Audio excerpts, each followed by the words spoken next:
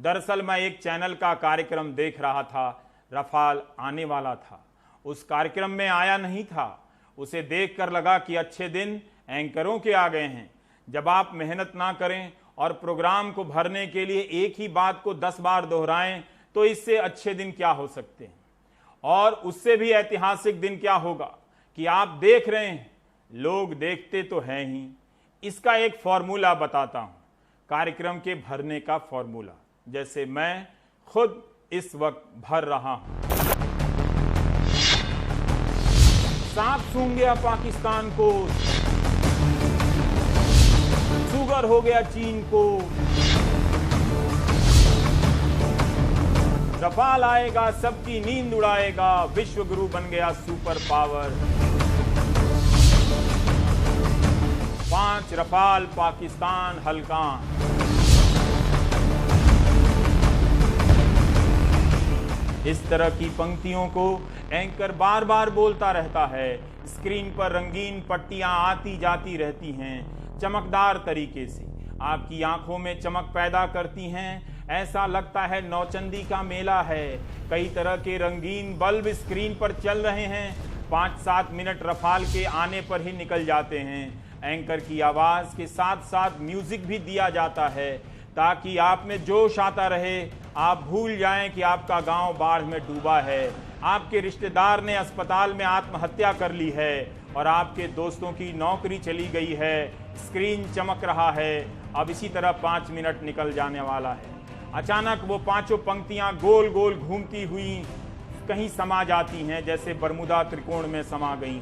फिर वहां से एंकर अब सवाल बनाता है अगला 5 मिनट भरने के लिए। स्क्रीन पर म्यूजिक से माहौल बना हुआ है। आप सहरसा में बैठकर भकुआए देख रहे हैं। बाप रे बाप, रफाल आ गया है। आपके जिले के आधे लोग बाढ़ में डूबे हैं। जैसे ही ख्याल आता है कि गांव फोन कर बाढ़ का पता करें, तभी एंकर कई सारे प्रश्न स्क्रीन पर डाल देता है। इन प्रश्नों के आगे नंबर दिए जाते हैं। आमतौर पर 3 सवाल होते हैं, लेकिन कई बार 7 और 9 सवाल भी होते हैं। तो सवाल आएगा, स्क्रीन पर पहले आएगा नंबर 1। एंकर थोड़ा रुककर पढ़ेगा ताकि म्यूजिक बच जाए और थोड़ा टाइम कट जाए।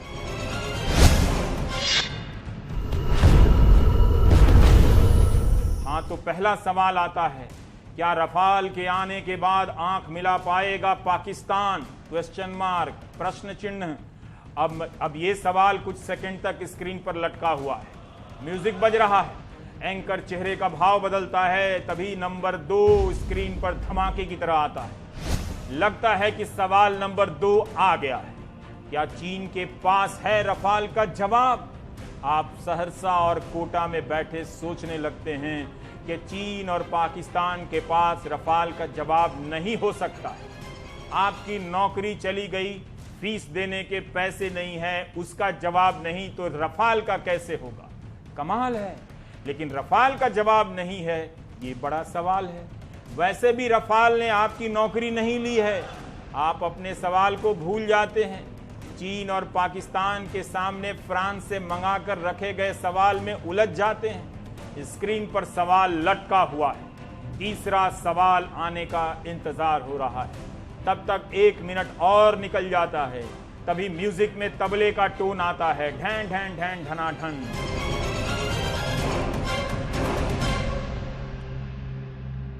म्यूजिक बढ़ा दिया जाता है। आपकी धुकधुकी बढ़ जाती है। एंकर का तीसरा सवाल आने वाला है। लेकिन तीसरा ऐसे नहीं आता है। स्क्रीन पर पहला सवाल जो आ चुका होता है वो नींद से जागता है। स्क्रीन पर चारों तरफ उछल कूद मचाता हुआ वहीं आकर बैठता है, जैसे बंदर डाल से उछलने के बाद उसी जगह पर आ बैठता है। फिर दूसरा सवाल उछल कूद मचाता हुआ आता है।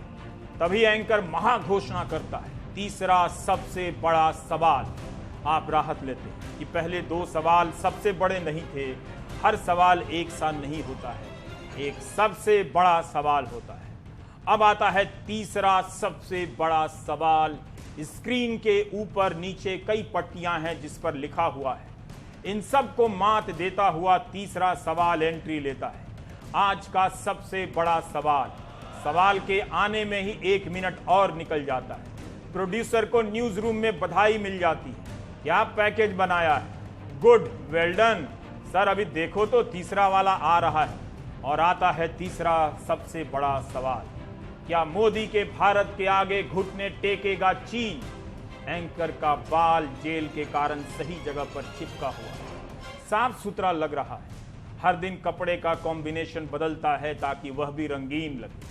आपकी नजर स्क्रीन पर टिक जाती। एंकर इन 3 सवालों को फिर से पढ़ता है और अपने पैनल का मुखड़ा दिखाता है, पर्दा हटाता है। ये वही 3 सवालों पर बहस करने के लिए आए हुए वही 3 लोग, फलाना, चिलाना और ढिमकाना। इनमें से फलाना और चिलाना शाम 5 बजे से ही कई चैनलों में बहस कर चुके होते हैं। इस तरह काफी समय बीत जाता है। सवाल पर चर्चाएं शुरू होने से पहले अब विजुअल कट होता है, यानी रफाल का उड़ता हुआ शॉट्स। कभी एडिटर की तरफ सब देखते हैं जो चैनल का संपादक होता है। क्या आइडिया है, सही समय पर रफाल का समय कट किया है। स्क्रीन बज करता है, बज अंग्रेजी का शब्द है, यानी जगमगाने लगता है। इसे चैनलों की भाषा में पेस कहते हैं, हिंदी में गति, तीव्र गति कहते हैं। आप दिनाजपुर में बैठे कल्पनाओं में खो जाते हैं। चलो, अपनी जिंदगी में समस्याओं को हरा नहीं सके तो रफाल के आने से चीन और पाकिस्तान को तो हरा देंगे। और अब कटता है वो विजुअल जिसे आप कई दिनों से देखते आ रहे हैं। एक तो रफाल आने वाला है का कवरेज में वही बातें और फिर से आ जाने के बाद वही बातें, वही बतिया सारी रतियां। अब होता है स्क्रीन पर धमाका, रफाल का पावरफुल शॉट्स।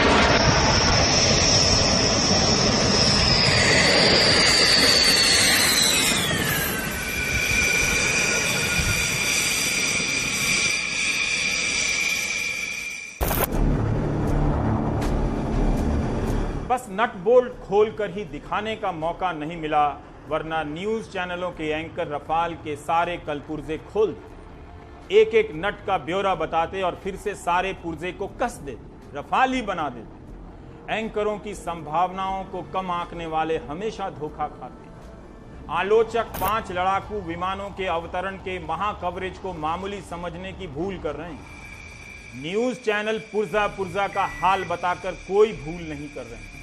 वे कभी भूल नहीं करते। भूल आप करते हैं कि भूल कर चैनल देखने आ जाते हैं। अब आ ही गए हैं तो क्या ऐसा नहीं हो सकता कि आप सब कुछ भूल जाएं? बल्कि ऐसा ही तो हो रहा है। रफाल रफाल आ गया। गौरव का यह क्षण सभी क्षणों पर भारी है। आप सभी बधाई के अधिकारी।